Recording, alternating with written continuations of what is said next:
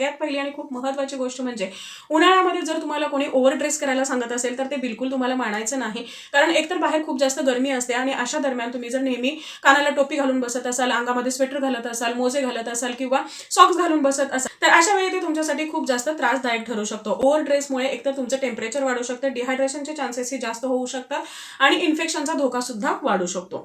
या दरम्यान तुम्हाला जास्तीत जास्त पाणी पिणं हे गरजेचं आहे. तुमचं जे ब्रेस्ट मिल्क आहे हे ऑलमोस्ट 80 ते 90% पाण्याने बनलेलं असतं. जर तुमच्या शरीरामध्ये डिहायड्रेशन असेल तर त्यावेळी ब्रेस्ट मिल्क सप्लाय सुद्धा कमी होऊ शकतो. त्यामुळे तुम्हाला वेल हायड्रेटेड राहणं हे गरजेचं आहे. भरपूर असं पाणी प्यायचं आहे. पाण्यासोबतच इतर जे लिक्विड डाएट आहेत जसं की लिंबू पाणी आहे, ताक आहे किंवा जे रसाळ फळं आहेत, खूप साऱ्या भाज्या आहेत, हे सगळं तुमच्या आहारामध्ये असायला हवं. तुमचा आहार हा बॅलन्स्ड असायला हवा, पूरक असायला हवा आणि पौष्टिक असायला हवा.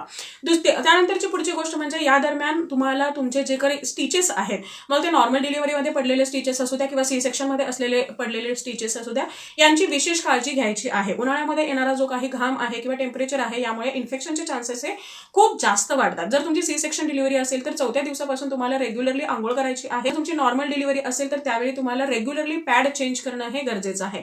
शिवाय जे काही तुमचे इनर वेअर्स आहेत हे प्रॉपर कॉटनचे असायला हवेत आणि ते स्वच्छ असायला हवेत आणि वेळोवेळी तुम्हाला चेंज सुद्धा करणं गरजेचं आहे.